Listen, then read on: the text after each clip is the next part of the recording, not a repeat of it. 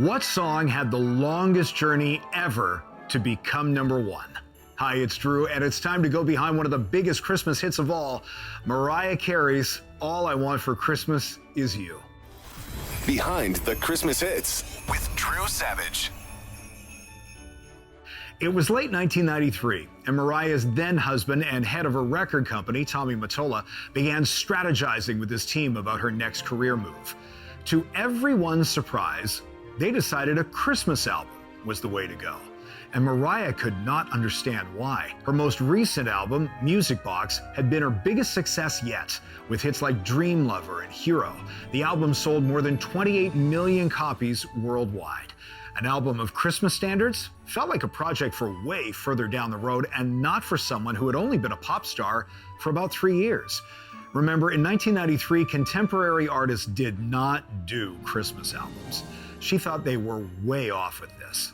But the idea eventually tapped into something that had been present in Mariah since she was a child: her Christmas spirit. Mariah loves Christmas, always has. That's not an act, it's real. Something she credits her mom for in those early years. So eventually she came around. But instead of just doing covers of familiar songs, Mariah wanted to write something new. And now suddenly, the record label was nervous. They simply wanted her to sing a bunch of songs people already knew and cash the check. But hey, now that she was on board with the idea, what were they going to say? No? You try telling Mariah Carey no. The first original song written for the album was a ballad called Miss You Most at Christmas Time, followed by Jesus Was Born This Day. Re-enter Tommy Mottola, who wanted something more up-tempo, something rock and roll, like Phil Spector did with Darlene Love and the Ronettes back in 1963. Mariah said her true love of Christmas comes from the hope that's in the holiday. And that's where the lyrics of this next song would come from. She began to make a list of all the things she had thought of since childhood, but then flipped those feelings into lyrics about lost love. It started as a Christmas song that turned into a love song and then back into a Christmas song. Mariah says she was in her upstate New York home and put on her DVD of It's a Wonderful Life and blasted it through the house. She went into a room where she kept a Casio keyboard. And Mariah's very honest about this. She says she's a terrible piano player, but sometimes happy accidents happen, and one did here. She kind of stumbled on the melody and chord progression and recorded it on a cassette recorder. Now, Mariah's account of how the song was written differs from her former songwriting partner, Walter Afanasieff. They had worked together on every album of hers to this point. Mariah told Entertainment Weekly that when she brought the song to Walter, she had already written most of it. Walter says he and Mariah were actually in the room together while he was plucking it out on the piano. Walter's version is that he took care of the melody while Mariah worked out the lyrics. Unfortunately, the two had a falling out over 20 years ago and haven't spoken since, so they're likely not going to get on the same page with this anytime soon. But they don't disagree on everything about how the song came to be. When it was recorded in the summer of '94, Mariah had every square inch of the studio decorated. Trees, ornaments, candles, lights up on the windows.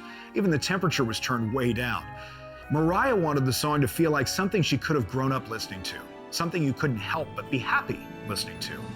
American Idol's Randy Jackson has worked with Mariah Carey for years. He says the song has such a familiar feel to it that even when you hear it for the very first time, you think you've heard it before. While you can hear that Phil Spector influence Tommy Mottola wanted, the song really doesn't belong to a certain era. It's not quite 60s, but it's not mid-90s pop either. No band actually plays on the song. It was entirely constructed on Walter's computer. They did try recording it with some session players in California, but Walter didn't think they captured the essence of the song, so he went back to his computer files. The only things that were added were the voices of Mariah and her backup singers. Walter says the song broke a lot of rules. The slow intro leading into the title of the song is almost never done in pop, but it not sounding like anything else is likely one of the reasons why it's lived so long. It's rare that a song grows in popularity almost every single year. After it was released on October 28, 1994, All I Want for Christmas Is You peaked at number 13 on the Billboard Hot 100. On December 16, 2019, it finally reached the top of that chart, setting a record for the longest trip ever to number one.